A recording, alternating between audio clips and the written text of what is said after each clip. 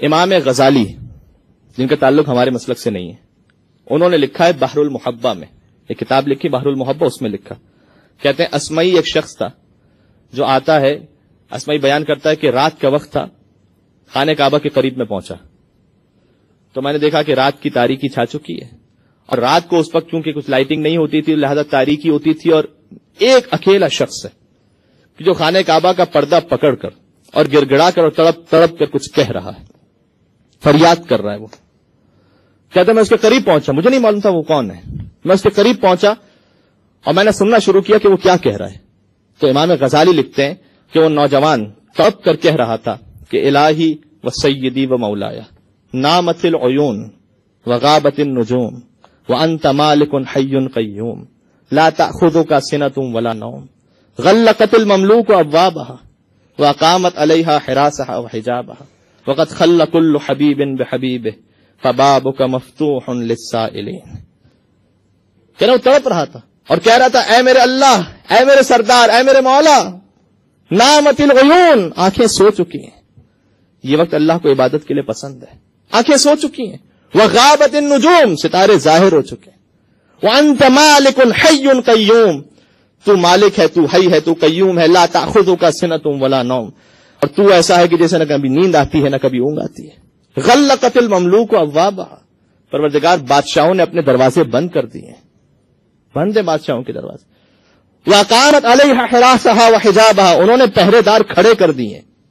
اب کوئی بادشاہ سے مل نہیں سکتا۔ وقد خل كل حبیب بحبیبہ، ہر دوست اپنے دوست سے بھی جدا ہو چکا ہے۔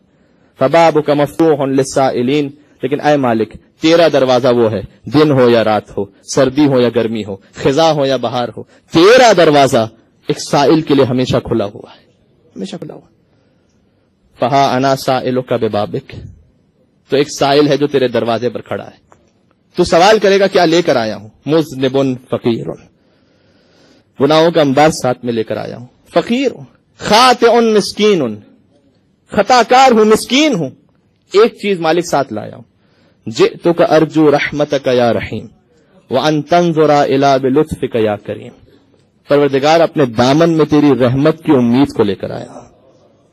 کہ تو نظر کرم کر دے مجھ پر۔ اسمعی کہتا ہے کہ میں سن رہا تھا یہ، اور مجھے اس کا چہرہ نظر نہیں آ رہا تھا، اور وہ کچھ شدت سے گڑ گڑا رہا تھا کہ مجھ پر بھی گریہ تاری تھا، اور اس کے بعد میں نے ایک نظم سنی اس سے کہ جسے میرے پاس پیش کرنے کا وقت نہیں ہے، ایک شعر پڑھوں گا اس نظم کا۔ اس نے شعر کا اپنے رب کو مخاطب کرتے ہوئے کہ ان کان جودک لا یرجو الا ذو اشرف فمن یجود للعاصین عن النعم، پروردگار اگر تیرا دروازہ فقط نیک لوگوں کے لیے کھلا ہوتا تو پھر گناہگار کس کے دروازے پر جا کے مانگتے ہیں؟ پھر ہم کہاں جاتے؟ کل کی اہم ترین عبادت استغفار، انین المذنبین احب الی من تسبیح المسبحین، حدیث قدسی ہے، تسبیح کرنے والوں کی تسبیح سے زیادہ مجھے گناہگار کی فریاد پسند ہے۔ ٹھیک ہے، تو بچا بچا کے نہ رکھ اسے، تیرا آئینہ ہے وہ آئینہ، اقبال نے کہا تھا۔ قلب مومن کو ایک آئینے سے تشبیہ دی تھی، مرر، اگر مرر میں کوئی اسکریچ آ جائے تو وہ بیکار ہو جاتا ہے، اس کی قیمت ختم ہو جاتی ہے، لیکن کیا قلب مومن جو آئینہ ہے وہ ٹوٹ جائے تو اس کی بھی حیثیت ختم ہو جاتی ہے؟ نہیں، اس کی ویلیو اور بڑھ جاتی ہے۔ یہ وہ مرر ہے کہ اگر ٹوٹتا ہے تو اقبال نے کہا تو بچا بچا کے نہ رکھ اسے، تیرا آئینہ ہے وہ آئینہ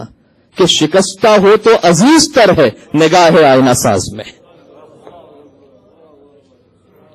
تو پروردگار ہم کس کے دروازے پہ جا کے مانگتے ہیں؟ اور اس کے بعد وہ گرا، تڑپ کر گر گیا، غش آ گیا اسے۔ اسمعی کہتا ہے میں قریب پہنچا، میں نے اس کے سر کو اپنے گود میں لیا، اور چاند کی جب روشنی پڑی تو میں نے دیکھا کہ وہ کوئی اور نہیں، میرا بیمار امام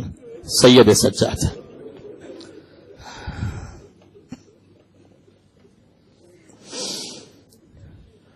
اسمعی کہتا ہے بے اختیار میری آنکھوں سے آنسو جاری ہوئے، مولا کے چہرے پر گرے۔ جیسے ہی مولا غشی کے عالم سے بیدار ہوتے ہیں تو مجھ سے سوال کیا کہ منزل الذی اشغلنی عن ذکر مولایا، یہ کون ہے جو میرے اور میرے خدا کے ذکر کے درمیان حائل ہو گیا؟ یہ کون آ گیا؟ جواب دیا نا اسمعی، مولا میں آپ کا چاہنے والا ہوں۔ اسمعی، مولا آپ کی حالت ہے، آپ امام معصوم ہیں، آپ ایسے تڑپتے ہیں رب کی بارگاہ میں۔ کسی نے جب بی بی سے کہا تھا نا کہ علی وفات پا گئے، تو بی بی نے سوال کیا تھا نا، تم نے علی کو مصلے پر تو نہیں دیکھ لیا؟ کہا کہ ہاں وہ مصلے پر تھے۔ کہا تم نے تو آج علی کو تڑپتے ہوئے ایسے دیکھا ہے، میں تو روز علی کو اسی طرح تڑپتے ہوئے دیکھتی ہوں۔ جب زرار مولا کا صحابی حاکم شام کے دربار میں پہنچا تھا اور اس نے کہا علی کی شہادت ہو چکی تھی، اس نے کہا کہ علی کے بارے میں بیان کر، تو کہا نہیں تو تحمل نہیں کر سکے گا، کہا نہیں میں کہتا ہوں تو بیان کر۔ تو زرار نے تلوار کو نکالا اور علی کا یہ شیر دل سپاہی تلوار کے سہارے کھڑا ہو گیا ظالم کے سامنے، اور اسے دیکھ کر کہتا ہے لقد رأيته في الليل وهو قائم في محرابه يتململ تململ السرير ويبكي بكاء الحزين ويقول آه من قلة الزاد وطول السفر وعظيم المورد وخشونة المسجد۔ کہتا میں نے دیکھا رات کی تاریکی چھا چکی ہے، ستارے ظاہر ہو چکے ہیں، وهو قائم في محرابه، لیکن میرا مولا محراب عبادت میں کھڑا ہے، یتململ تململ السریر، ایسے تڑپ رہا ہے جیسے سانپ کا کاٹا تڑپا کرتا ہے، وَيَبْكِي بُكَاءَ الْحَزِينَ، ایسے رو رہا ہے جیسے کسی ماں کے سامنے اس کے جوان کی موت، وَيَقُولُ آہ من قلت الذات، اور تڑپ تڑپ کر کہتا ہے پروردگار علی کے پاس سامان سفر کتنا کم ہے، وَطُولِ السَّفَرِ، اور تجھ تک پہنچنے کا سفر کتنا لمبا، وَعَظِيمِ الْمَوْرِدِ، تجھ تک پہنچنا کتنا سخت ہے، وَخَشُونَةِ الْمَسْجِدِ، اور پروردگار تجھ تک کسی آرام دہ سواری میں نہیں آنا، قبر کی تنگ و تاریک سواری کے ذریعے سے تجھ تک پہنچنا ہے۔ علی تڑپ